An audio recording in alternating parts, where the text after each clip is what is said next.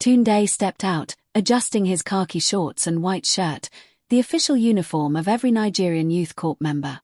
For someone like Tunde, raised in the luxurious parts of Lagos, this place felt like a world apart. Gone were the lavish homes and fancy restaurants. Here, everything was more modest, more real. But there was a spark in Tunde's eye as he looked around, ready to make his mark. Tunde wasn't just any ordinary Youth Corps member. He was the only son of Chief Alobi, one of the wealthiest men in Lagos. Having grown up surrounded by servants and luxury, he had never known struggle. This assignment in Ibadan, far from home, was a test, a challenge to see if he could succeed on his own, away from his mother's watchful eyes. "Welcome to St. Joseph's, Mr. Tunde," said the principal, Mr. Ajayi, a tall, strict man in his early 50s. He had a reputation for running a tight ship. "I trust you'll find your stay here both challenging and rewarding." Tunde offered his most charming smile as he shook Mr. Ajayi's hand. "I'm looking forward to it, sir." As they walked toward the staff room, Tunde's eyes wandered. He saw a group of senior girls standing by the courtyard, laughing and chatting. Their uniforms were neatly pressed, and their conversation seemed to carry an air of mischief. Tunde's attention was immediately caught by one girl in particular, Amora, with her long braids and confident posture. She stood at the center of the group, surrounded by two other girls, Ngozi and Zainab. "I'll be teaching physics to the senior students," Mr. Ajayi continued, leading him toward the classroom. "It's a vital subject for their final exams." Tunde nodded, his thoughts drifting back to the three girls. Amora, Ngozi, and Zainab were the stars of the school. Smart, beautiful, and always in the spotlight, they were the kind of students who could make a teacher's reputation. He couldn't wait to see them up close. When he entered the classroom the next day, the students turned to face him, their eyes filled with curiosity. Amora, Ngozi, and Zainab sat in the front row, and Tunde noticed how they seemed to be paying particular attention to him. He began his lesson, using humor and authority to engage the class. The girls were mesmerized, and it didn't take long for them to start vying for his attention. After the lesson, Amora lingered behind, a sly smile on her face. "Sir, that was the best physics class we've ever had," she said, her voice laced with admiration. "Would you be willing to tutor us after school? We really want to do well in the exams." Tunde gave her a thoughtful look. "I suppose I could make time for dedicated students," he replied smoothly, though in his mind, the wheels were already turning. "Let's discuss it tomorrow." Little did he know, Amora, Ngozi, and Zainab's desire to excel would soon lead them down a dangerous path. The next day, Tunde stood in front of the class, feeling the weight of 30 pairs of eyes on him.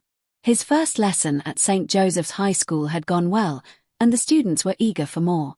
He couldn't help but notice that Amora, Ngozi, and Zainab sat in the front row, their gazes focused on him, their smiles unmistakable. They were beautiful, confident, and somehow, they seemed to have an understanding of who the real star of the class was. "Good morning, class," Tunde said, his voice smooth and confident. "Today, we'll continue with electromagnetism." "Good morning, sir," the class chorused in unison, their voices full of enthusiasm. As the lesson went on, Tunde carefully observed the trio. Amora kept glancing at him with that same, calculating look in her eyes. Ngozi and Zainab followed suit, all of them hanging on his every word. He could feel the shift, the subtle pull of their attention. This was no ordinary classroom. This was his stage, and he was in full control. After the bell rang, signaling the end of the period, Tunde watched as the students filed out of the room. But Amora, Ngozi, and Zainab stayed behind, their eyes never leaving him. "Sir," Amora began, her voice sweet yet bold, "we were wondering if you could help us with some extra tutoring. Physics is a bit challenging, and we really want to do well in the exams." Tunde feigned hesitation, though he already knew how this would play out. "I'm not sure I can find time," he replied, keeping his voice casual, "but for serious students like you, I can make an exception."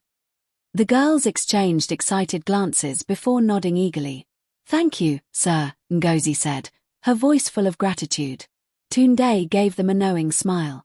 "How about tomorrow after school?" he suggested, his mind already picturing the game he was about to play. Over the next few days, the tutoring sessions became a regular occurrence. At first, they were innocent enough, focusing on physics problems, exam preparation. But slowly, Tunde began to change the dynamic. He made each girl feel special, different from the others. Amora, who had always been the leader of their group, became his primary focus. He praised her intelligence, her beauty, her potential, until she began to believe she was the only one worthy of his attention. "You're incredibly smart, Amora," he'd say during their sessions, his hand brushing against hers when he passed her a book. "You have so much potential, more than any of the others." She would blush, her heart racing as his words sank in. She had never felt so seen before.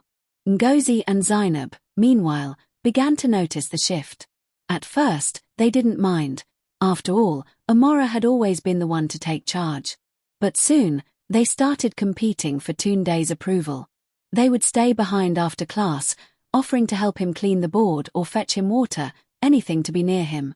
But no matter how much they tried, Tunde's eyes always found Amora first. One afternoon, as the last bell rang, Tunde called Amora into his office. "I need to talk to you about your progress," he said, his voice soft. Amora, eager for his praise, walked in, closing the door behind her. "You're really exceptional," Tunde continued, his gaze intense.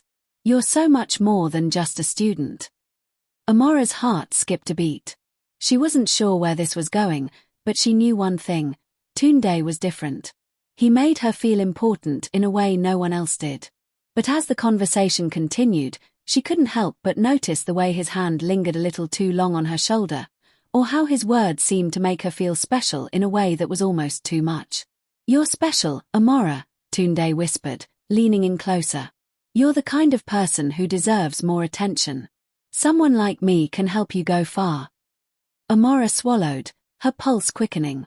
She wasn't sure what was happening, but she liked it. She liked it more than she should. The days passed quickly at St. Joseph's High School, and Tunde's reputation as the most charismatic and engaging teacher spread like wildfire.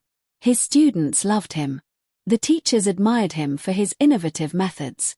Principal Ajayi often praised him, calling him a valuable asset to the school. But behind the closed doors of his office, Tunde's true intentions were taking shape. Amora, Ngozi, and Zainab were inseparable. They had been best friends since their first year in school, always the center of attention, always admired for their beauty, intelligence, and charm.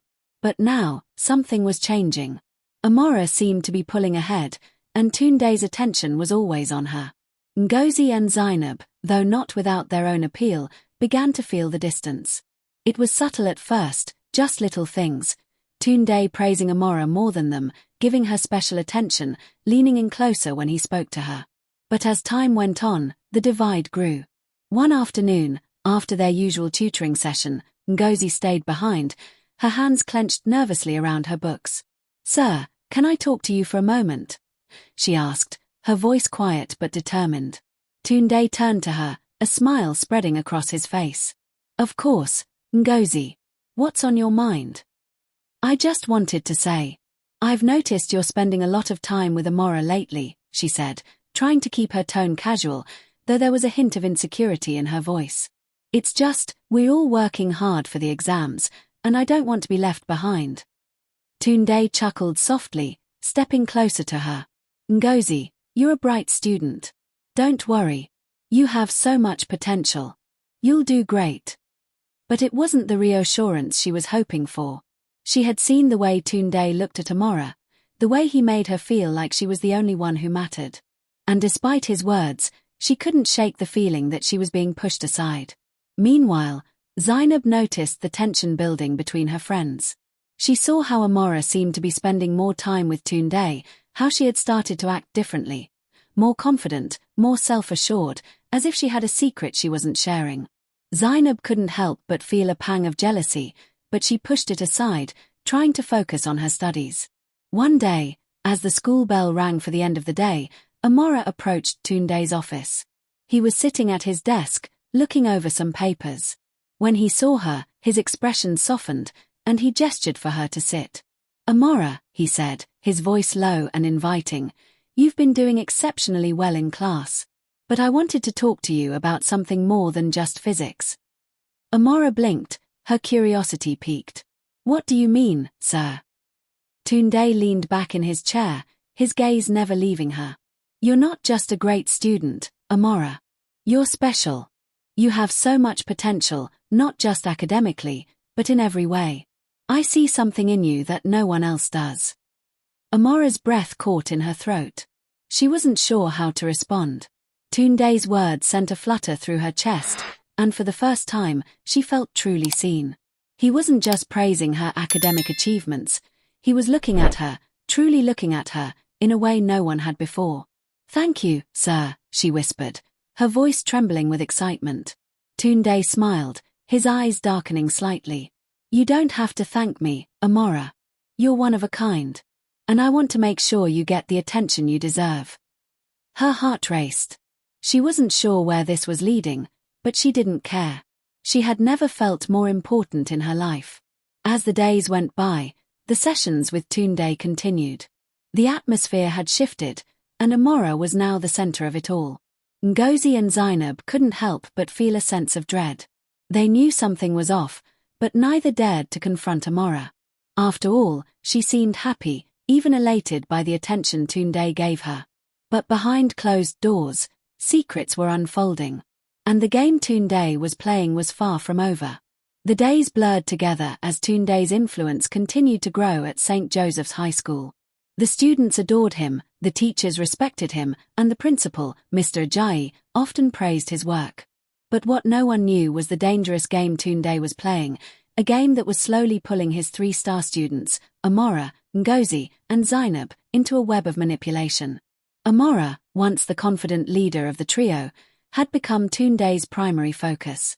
He spent hours with her after school, offering her tutoring sessions under the pretense of helping her prepare for exams. But these sessions had little to do with physics. They were about making Amora feel important, special, admired. He showered her with compliments, constantly telling her that she was unique, that no one else was like her. You're not just smart, Amora, Tunde would say, his voice low, his gaze intense. You're extraordinary. You have a bright future ahead of you, and I want to be the one to guide you there. Amora had never felt more alive. Every word he spoke seemed to seep into her soul, making her believe that she was destined for something greater, that Tunde was the one who could help her achieve it. But as Amora basked in the attention, the cracks in her friendship with Ngozi and Zainab began to widen. Ngozi, always the quiet one, had noticed the change in Amora. She saw how Tunde would call her out during class, how he would offer her special help after school. It hurt her, but she didn't know how to express it. The bond they once shared seemed to be slipping through her fingers. One afternoon, after class, Ngozi lingered behind, nervously playing with the hem of her uniform. She had to say something, even if it meant confronting Amora. Amora, she said softly, her voice trembling. I've noticed you've been spending a lot of time with Tunde. It's like you've forgotten about us. Amora turned to her, her eyes flashing with surprise. What are you talking about, Ngozi? You're my friend. I know, Ngozi said, her voice barely a whisper. But I can't help but feel like you're drifting away from us. Like Tunde is taking you away. Amora's expression softened, but there was a hint of defensiveness in her voice. I'm not going anywhere. You know how important physics is to me. I just want to make sure I'm ready for the exams. But deep down, Ngozi knew it wasn't just about physics. It was about something more. Something that Amora wasn't willing to see. She had become too enamored with Tunde's attention, and it was beginning to tear their friendship apart. Later that week, Zainab pulled Amora aside, her eyes filled with concern. Amora, you need to be careful, she warned, her voice urgent. There's something about Tunde that doesn't sit right with me. He's giving you all this attention. But why? Why is he focusing on you so much? Amora looked at her friend, confused. What do you mean, Zainab? He's just trying to help me. I know, but, Zainab hesitated, unsure how to put her thoughts into words.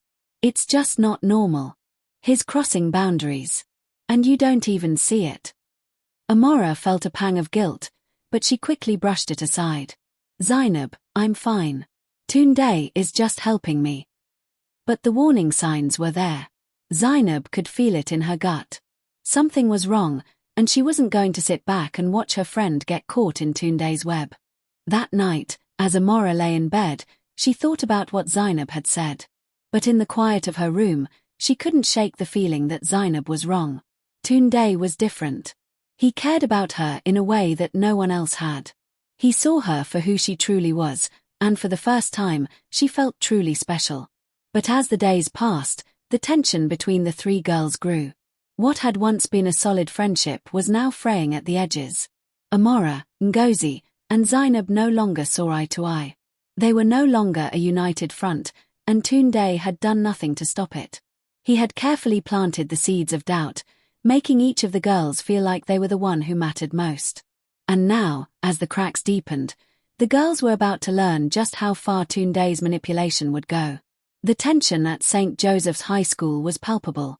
As the days went by, Amora, Ngozi, and Zainab found themselves caught in a tug-of-war that none of them fully understood.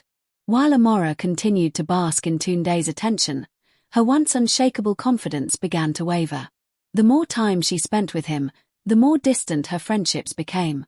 She no longer confided in Ngozi or Zainab. She barely noticed the subtle resentment building between them. Tunde, ever the master manipulator, saw the cracks and reveled in them. He had carefully cultivated a sense of isolation around Amora, making her believe that no one else could understand her the way he did. He was always there when she needed help with physics, always quick with a compliment. And the more he gave her, the more she craved his approval. It was one particular afternoon after school when things took a darker turn. Amora had stayed behind for yet another private session with Tunde. The air in his office felt thick with unspoken words. Tunde, as always, was seated behind his desk, papers scattered in front of him. He gestured for Amora to sit. "Amora," he began, his voice smooth and calming, "you've been doing so well.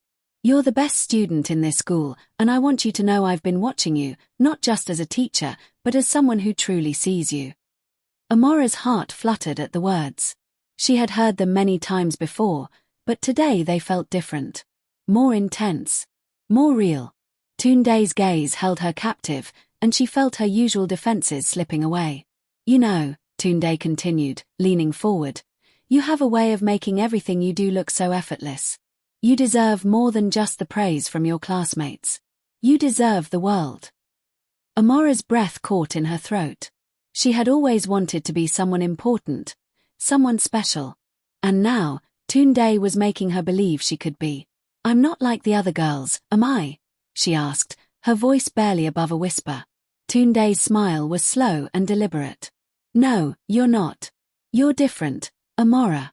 And I want to make sure you reach your full potential." But as he said the words, something shifted in the air.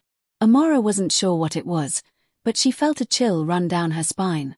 There was something about the way he was looking at her now, something that felt too intimate, too personal. Before she could respond, there was a knock on the door. It was Ngozi. She had come to speak with Tunde about an assignment she had struggled with earlier that day. But as soon as she entered, she froze. The sight of Amora sitting across from Tunde, their close proximity, made her stomach churn. I'm sorry," Ngozi stammered, her face pale. "I didn't mean to interrupt." Amora quickly stood up, her cheeks flushed. "It's okay, Ngozi. I was just leaving." But as she exited the office, her mind raced. She could see the look of discomfort on Ngozi's face, but she didn't know what to make of it. Why was Ngozi acting this way? Was she jealous? Tunde, sensing the shift in the atmosphere, leaned back in his chair, his fingers steepling together. "You should be careful, Amora," he said softly. "Some people don't understand the bond we have. They might try to pull us apart." Amora nodded, her head spinning.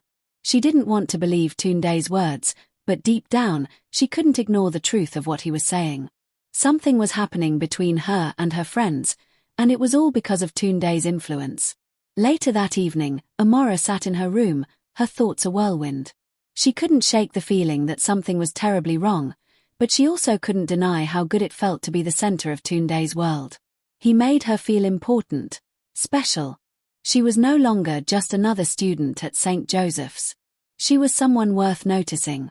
And yet, as she sat there, her phone buzzed with a message from Zainab. It was simple, yet to the point. "We need to talk." Amora's stomach churned. She hadn't spoken to Zainab in days, and now, this? What did Zainab want to say?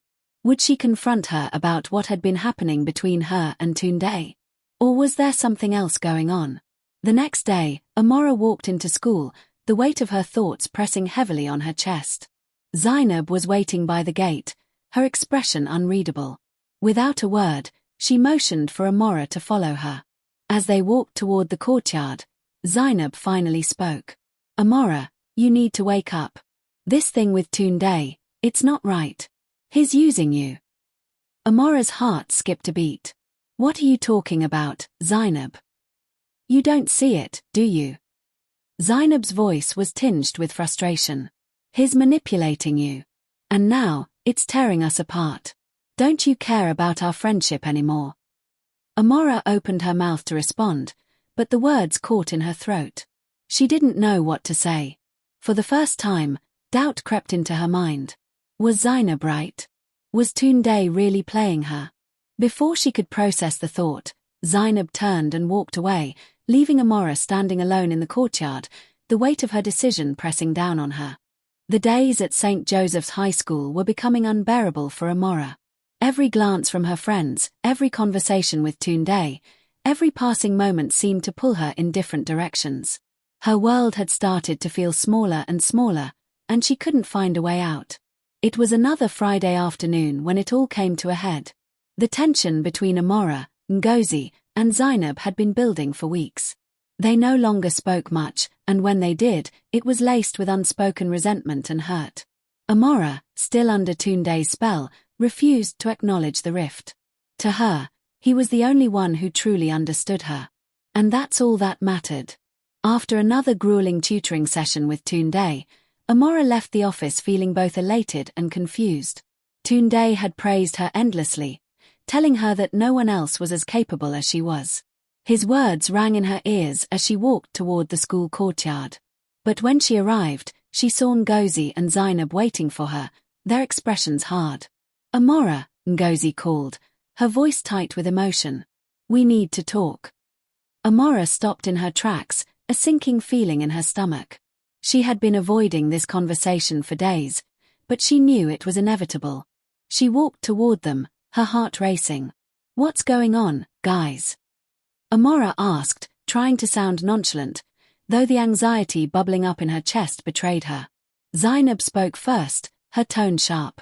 "What's going on? Really? You've been acting like you don't even know us anymore, Amora. You're so caught up in Tunde's world that you've completely forgotten about your friends." Amora opened her mouth to respond, but no words came out. She felt the weight of Zainab's words settle in her chest. She hadn't realized how much distance had grown between them, but now that it was pointed out, she could feel it. "I don't know what you mean," Amora said, her voice trembling. "Tunde is just helping me with my studies. That's all." Ngozi shook her head in disbelief. "It's not just about the studies, Amora. You're blinded by his attention. He's using you, and you don't even see it." Amora's heart raced, but she refused to let her guard down. "That's not true. He's not using me. He cares about me." Zainab let out a frustrated sigh. "Do you even hear yourself? He's isolating you from us. He's making you think you're the only one who matters. And you're letting him." The words hit Amora harder than she expected. For the first time, she began to question everything. Was she really being manipulated? Was Tunde using her to create division between her and her friends? Before she could answer, Ngozi stepped forward, her voice soft but firm. "Amora, we care about you. But we can't keep pretending everything is fine when it's not. Tunde is playing with your feelings, and we're just watching it happen." Tears welled up in Amora's eyes, but she quickly wiped them away. "I don't need your help," she snapped, her voice shaking with anger. "I'm fine. I don't need you to tell me what to do." Zainab's face softened, but the pain was clear in her eyes. "We just want what's best for you, Amora. But we can't watch you destroy yourself over someone who doesn't even care about you the way we do. Amora stood there in silence, her thoughts a whirlwind. She wanted to shout at them, to tell them that they were wrong, but deep down, a small part of her knew they were right. She had been so consumed by Tunde's praise, so desperate for his attention, that she hadn't noticed how much it was costing her. Her friends were slipping away, and all she had left was him. Just think about it, Zainab said quietly, her voice breaking. Before it's too late. Amora watched as her friends turned and walked away, the weight of their words hanging heavy in the air. As they disappeared into the distance, Amora sank onto a bench, her head in her hands. For the first time in weeks, she felt truly alone.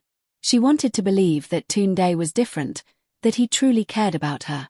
But the more she thought about what Zainab and Ngozi had said, the more she realized how much she had been blinded by his attention. Was she just another pawn in his game? Her phone buzzed in her pocket, pulling her out of her thoughts. It was a message from Tunde. "You're the best, Amora. Don't forget that. I'm always here for you." Amora stared at the message, her fingers trembling as she typed a reply. "Thank you, sir." But as she hit send, a gnawing feeling settled deep in her chest. She wasn't sure anymore. Was Tunde really here for her? Or was he just another person she couldn't trust? The uncertainty weighed heavily on her as the school day came to a close. She was caught between two worlds, one where she had been manipulated, and another where her friends were waiting for her to come back. But the question remained, was it too late? The following week felt like a blur to Amora. The words of her friends, Zainab and Ngozi, echoed in her mind, haunting her every moment. Could it be true? Was Tunde really manipulating her? Each time she saw him, his smile seemed a little less comforting, and his compliments a little more calculated. But she couldn't let go. Not yet. It was another hot afternoon at St. Joseph's High School, and Amora was sitting in the school courtyard, trying to focus on her homework. The noise of students chatting, laughing, and playing games filled the air. But she felt distant, as though she were sitting in another world. A world where she wasn't sure who to trust anymore. Tunde had continued his usual routine. Praise, special attention, and quiet promises that only she could understand. She had believed every word he said. But now, a nagging doubt had taken root. Her friends had seen something she couldn't. She wished she could ignore it, but it was impossible to escape the feeling that something was terribly wrong. As Amora sat lost in thought, her phone buzzed with a message. It was from Tunde. "Meet me after school today. I need to discuss something important with you." Her heart skipped a beat. It was typical of Tunde to pull her aside for a private chat, but today something felt different. The urgency in his message made her nervous, but she still couldn't resist. She quickly typed a reply. "Okay, sir. I'll be there." The bell rang, signaling the end of the school day, and Amora made her way to the staff room, her thoughts racing. She couldn't help but feel a little uneasy, but she tried to shake it off.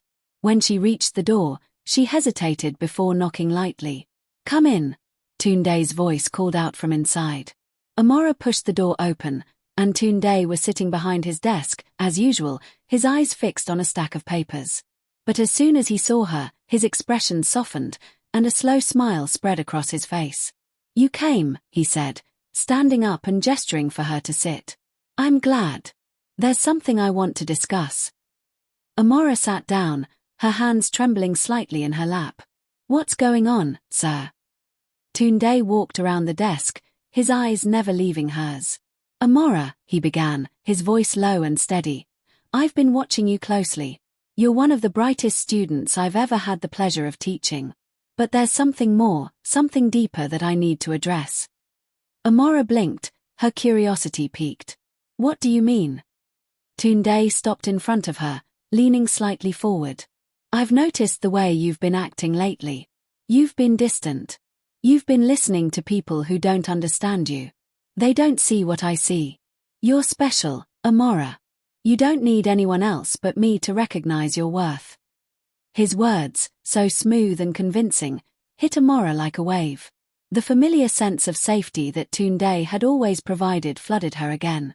For a moment, she was tempted to believe him completely. But then, She remembered what Zainab and Ngozi had said. The warning signs were there. She had been too blind to see it before, but now everything felt different. "I don't need you to protect me, sir," Amora said quietly, her voice shaky but firm. "I know what's best for me." Tunde's expression darkened, a flicker of annoyance flashing in his eyes. "You don't know what's best for you, Amora. You think you do, but you don't. They're just jealous of you. They don't care about you the way I do." The words stung, but Amora refused to back down. "Maybe they do care about me. You've made me think that no one else matters, but I know that's not true." For the first time, Amora stood up, her resolve stronger than before. "I'm not going to let you control me anymore, Tunde. I'm not the person you want me to be. I'm my own person, and I need to trust the people who care about me."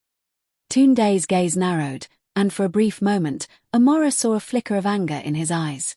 He took a step closer, but she stood her ground, not backing away. "You'll regret this, Amora," Tunde said, his voice low and cold. "You'll see. They will never understand you the way I do." Amora's heart raced, but she didn't move. "I don't care anymore, Tunde. I don't need your approval. Not like this." With that, she turned and walked out of his office, her heart pounding in her chest. She had taken the first step in freeing herself from Tunde's hold, but she knew it wouldn't be easy. The manipulations, the lies, the power he had over her, everything would come crashing down. But Amora wasn't afraid anymore. She was ready to take back control. As she walked through the school gates, the weight on her shoulders felt a little lighter. The journey ahead was uncertain, but for the first time in weeks, she felt like she was finally finding her way back to herself. The next few days at St. Joseph's High School felt like a different world to Amora. The tension was thick, suffocating, as if the very air around her had changed. She had confronted Tunde, and though she felt a sense of liberation, she also felt the weight of what was coming. She had severed a dangerous connection, but in doing so, she had opened a door to consequences she hadn't fully anticipated. Her friends, Zainab and Ngozi, had been waiting for her outside the school gate that day. They had seen the change in her, the small spark of defiance that had ignited within her. As Amora approached, both girls looked at her with expressions that were a mixture of relief and concern. "We were worried about you," Zainab said quietly, her voice soft but laced with urgency. "How did it go?" Amora swallowed hard, trying to steady her nerves. "I told him. I told Tunde everything. I'm done." Ngozi stepped forward, her face lit up with a cautious smile. "I'm proud of you, Amora. You've taken the first step, but you've also made a dangerous move." "I know," Amora replied, her voice heavy with uncertainty. "I feel like a weight has been lifted off my chest, but I'm scared of what might happen next." Zainab nodded in agreement. "Tunde isn't the kind of person to let go easily. He's used to being in control. You've made a powerful enemy." Amora looked at them both, her heart pounding. "I know, but I couldn't stay in that web any longer. I was losing myself. I thought I could trust him, but now I see how wrong I was." The next morning, Amora walked into school with a strange mix of determination and dread. She had prepared herself for the worst, but the icy reception from the other students was more than she expected. Whispers followed her through the halls, and every glance seemed filled with judgment. When she entered her first class of the day, all eyes turned to her, and the silence was deafening. Her classmates, the ones who once admired her, now looked at her with suspicion. Tunde's influence had been far-reaching, and Amora realized just how much power he held over everyone. As the class began, she saw Tunde at the front of the room, his eyes meeting hers. There was no warmth in his gaze, only cold calculation. She could almost feel the tension building between them. He was angry, that much was clear, and Amora knew that this was only the beginning of what he would do to regain control. After class, as the students filed out, Tunde lingered behind, his footsteps slow and deliberate as he approached her. His presence was overwhelming, and Amora felt her heart race in her chest. "You think you've won, Amora?" Tunde's voice was low, his words deliberate, filled with venom. "You think you can walk away from me like this?" Amora stood her ground, her jaw clenched. "I'm not afraid of you anymore, Tunde. You've had your hold on me for too long, but not anymore. Tunde's lips curled into a thin, mocking smile. You think you're in control? You've just made a huge mistake. You don't know what I'm capable of. Amora could feel the weight of his words sink into her bones. She had taken a stand, but she also knew that Tunde wouldn't let this go easily. He had a reputation to protect, and his pride was on the line. But this time, Amora wasn't backing down. I'm not scared of you, she repeated, her voice steadier this time. And I won't let you control me anymore. Tunde stood there for a moment, his eyes locked on hers, and Amora could feel the tension between them, thick like a storm ready to break. Finally, with a slight tilt of his head, Tunde turned and walked away, his presence lingering like a shadow. Amora watched him leave, her heart still pounding in her chest. She knew the battle was far from over. Tunde had power, and he would stop at nothing to regain control. But for the first time, Amora felt a sense of clarity. She had made the right choice, no matter what came next. Later that afternoon, as Amora walked home with Zainab and Ngozi, she found herself reflecting on the journey she had just started. It wasn't going to be easy. Tunde had already shown her how far he would go to manipulate and control. But she had taken the first step, and that was all that mattered. You're stronger than you think, Zainab said, her voice comforting. You've got this, Amora. We're here for you, every step of the way. Amora smiled, the weight on her shoulders a little lighter. She wasn't alone anymore. She had her friends. And that was all she needed to fight whatever was coming next. The week that followed Amora's confrontation with Tunde was nothing short of chaos. The whispers and stares from her classmates became more frequent, and the atmosphere at St. Joseph's High School seemed to shift. What had once been a place of normalcy now felt like a battleground, where every moment was a reminder of the power Tunde still held over the school.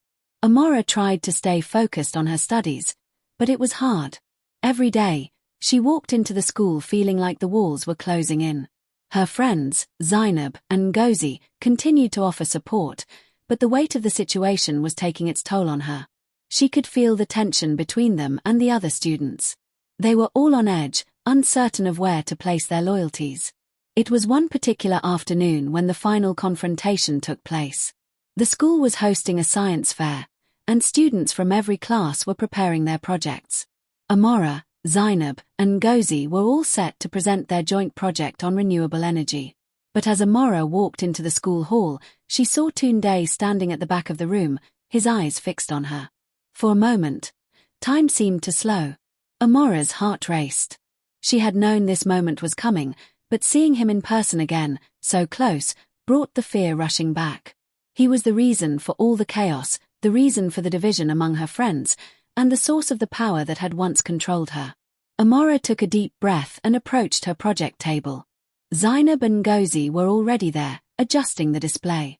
When they saw her, both of them gave her a reassuring smile, but even they could sense the tension in the air. Just stay focused, Zainab whispered. We've got this. Amora nodded, but her eyes kept drifting back to Tunde. He had a cold, calculating look on his face, one that she had seen before. It was the look of someone who had lost control and was now determined to regain it. Finally, after what felt like an eternity, Tunde walked over to her table. He stopped just a few feet away, his gaze never leaving hers. Amora, he said, his voice smooth but laced with something darker. You've made a mistake. You think you can just walk away from me, but you can't. You're mine. And you always will be. Amora swallowed, trying to steady herself. The venom in his words sent a shiver down her spine, but she didn't back away. Not this time. I'm not yours, Tunde, she replied, her voice firm. You never had control over me. Not anymore. Tunde's expression twisted, the charm he had once used to manipulate her replaced with something far colder. You think you've won. You've only just begun to understand what I'm capable of. You'll regret this, Amora. I can destroy everything you've worked for.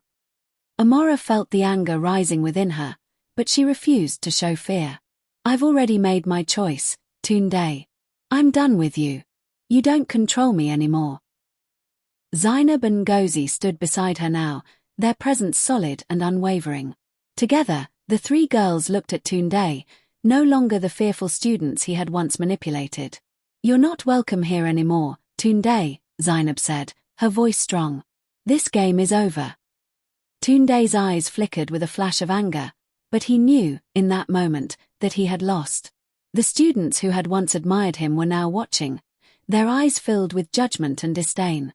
Tunde could no longer maintain the illusion of power he had so carefully crafted. Without another word, he turned on his heel and walked away, his steps heavy with defeat. For the first time, Amora felt a sense of freedom wash over her. The storm that had been brewing for so long had finally passed. As the three girls watched him leave, a weight seemed to lift from their shoulders. The battle had been hard, and the road ahead was still uncertain, but Amora knew she had made the right choice. She had taken back control of her life, and with the support of her friends, she was stronger than ever. "Are you okay?" Ngozi asked gently, her eyes full of concern. Amora nodded, a small smile spreading across her face. "I am. I really am." The school bell rang, signaling the end of the day, but for the first time in a long while, Amora felt a sense of peace. She had fought back against the darkness, and she had won. The days following Tunde's departure from St. Joseph's High School were quieter, but the silence felt heavy. For Amora, it was both a relief and a challenge. She had stood up to him, taken back control, but now she faced the difficult task of rebuilding the trust she had lost and mending the friendships that had been torn apart. The first week after the confrontation was the hardest. The whispers and stares didn't stop immediately, but Amora had learned to ignore them. She spent her days in class, focusing on her studies, trying to keep a low profile. Her friends, Zainab and Ngozi, were by her side every step of the way, offering support and encouragement. "You did the right thing," Zainab said one afternoon as they walked to the bus stop after school. "I know it wasn't easy, but you're stronger for it." Amora smiled, but the weight of her choices still lingered. "I hope so. I never realized how deep his influence went. The whole school was wrapped around his finger, and I let myself be part of it." "You weren't the only one," Ngozi chimed in. "We all got caught up in it. But you're out now, and that's all that matters." Amora nodded, her heart heavy with guilt. Even though she had freed herself from Tunde's grip, she couldn't shake the feeling that she had failed in some way. She had trusted him, believed in him, and now she had to face the consequences of that. A few days later, as Amora walked into school, she was surprised to find a message waiting for her in her locker. It was from Principal Ajayi. "Amora, I'd like to speak with you. Please come by my office after school today."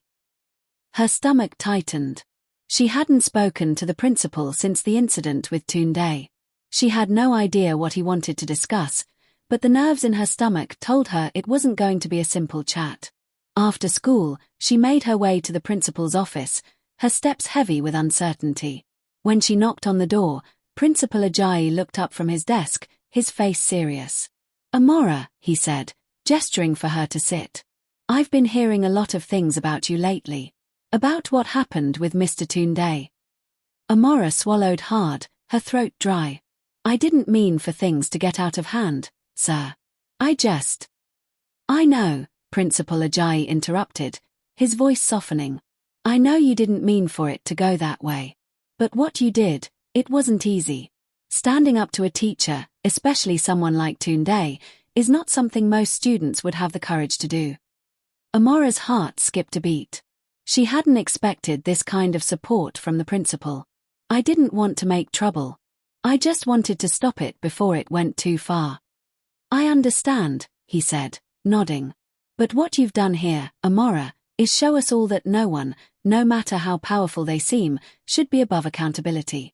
You've set an example for everyone. And I want you to know that the school stands behind you." Amora blinked in surprise. The weight that had settled on her shoulders seemed to lift a little. She had feared that standing up to Tunde would have consequences. Real consequences that would make her an outcast, even in her own school. But Principal Ajayi was right. She had done the right thing, no matter the cost. "Thank you, sir," she said softly, her voice filled with relief. The principal smiled. "You're welcome, Amora. And remember, you're not alone. The teachers, your friends, we're all here for you." As Amora left his office, she felt a renewed sense of strength. The road ahead wasn't easy, but she was no longer carrying the weight of her decisions alone. She had her friends, her teachers, and herself. And that was enough. Later that day, as Amora walked home with Zainab and Ngozi, she realized that, in the end, it wasn't the power Tunde had over her that had defined her, it was the courage to break free from it. And though the scars of that journey would stay with her for a long time, they were reminders of how far she had come. The sun was beginning to set as they walked down the familiar streets of their neighborhood, and for the first time in a long while, Amora felt a sense of peace. The future was uncertain, but she knew one thing: she was no longer afraid. The weeks that followed Amora's confrontation with Tunde felt like a slow, healing process. Life at St. Joseph's High School began to settle, but the echoes of the past still lingered in the halls. The whispers had softened, but the scars were still there, visible in the way people looked at her, in the way some students chose to distance themselves. Amora had expected the aftermath to be worse. She had expected the entire school to turn against her. But to her surprise, the support she had received from her friends, her teachers, and even Principal Ajayi had helped her stand tall. Slowly, the heavy burden of guilt and fear she had carried for so long began to lift. She focused on her studies more than ever, determined to finish her final year strong. Zainab and Ngozi stood by her side, their friendship stronger than it had ever been before. Together, they faced the challenges of their final exams, the weight of the past now pushing them forward instead of holding them back. One afternoon, as Amora sat in the school library, studying for her physics exam, she was interrupted by a tap on her shoulder. She turned to see Zainab standing behind her, her face bright with excitement. "Amora!" Zainab exclaimed, "You won't believe what I just heard." Amora raised an eyebrow, intrigued. "What happened?" "Principal Ajayi wants to see you," Zainab said, barely containing her excitement. "He said it's important. It sounds like something big." Amora's stomach tightened with nerves. She hadn't expected to hear from the principal again, not after their last conversation. But something in Zainab's voice told her this wasn't about the past. It was something else. "I'll go after this session," Amora said, quickly packing her books into her bag. Zainab followed her, matching her pace. When Amora arrived at Principal Ajayi's office, she was greeted with a warm smile. The principal gestured for her to sit as he put down the papers he was reviewing. "Amora," he said, his voice calm but full of authority, "I've been thinking a lot about you lately. You've shown remarkable courage in the past few months. Not just standing up to Tunde, but in how you've handled everything that followed. You've done a lot for this school without even realizing it." Amora blinked, unsure of where the conversation was headed. "Sir, I just did what I thought was right. I couldn't let things continue the way they were." Principal Ajayi nodded, clearly impressed. "Exactly. And that's why I want to offer you something. We're about to launch a new student leadership program, and I'd like you to be part of it. You've proven that you have the strength, the integrity, and the heart to lead others." Amora was stunned. She hadn't expected anything like this. "Me? But I've only been here a short time. I'm not sure I'm the right person for the job." "You are," Principal Ajayi said firmly. "Your journey has already made you a leader. You've inspired those around you, and now it's time for you to help others. We need someone who understands what it means to stand up for what's right." Amora's heart swelled with pride and disbelief. For the first time in a long while, she felt truly seen, not as the student caught in Tunde's web, but as someone who had the power to make a difference. After the meeting, Amora couldn't stop thinking about the principal's words. It wasn't just about surviving anymore. It was about thriving, about taking control of her future. For the first time in months, she saw a path ahead of her that wasn't clouded by fear or doubt. That evening, as she sat with Zainab and Ngozi, she shared the news. "I've been asked to be part of a leadership program at school," she said, her voice full of disbelief. Zainab and Ngozi's faces lit up with excitement. "Amora, that's amazing." Zainab said, "You've earned it. You've already led by example." Amora smiled, feeling the weight of the past few months finally lift. She had made it through. She had reclaimed her life, her friendships, and now she had the chance to build something new. I couldn't have done it without you too, Amora said, her voice full of gratitude. You were there for me when I didn't think I could make it. Now, I have a chance to help others, and I'm going to make the most of it. As they walked home together, Amora felt a deep sense of peace settle over her. The road ahead was still uncertain, but for the first time, she wasn't afraid. She was ready for whatever came next, because she knew, no matter what, she was no longer the girl who had been controlled. She was the girl who had taken back her life. And that was just the beginning. The months that followed Amora's appointment to the student leadership program were nothing short of transformative. The halls of St. Joseph's High School, once filled with whispers and tension, now felt like a place of possibility. Amora had earned the respect of her peers and teachers alike, but with this newfound recognition came new challenges.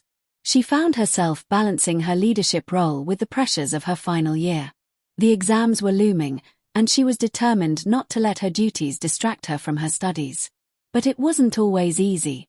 There were days when she felt overwhelmed, like she was walking a tightrope, juggling responsibilities that seemed to grow heavier by the minute.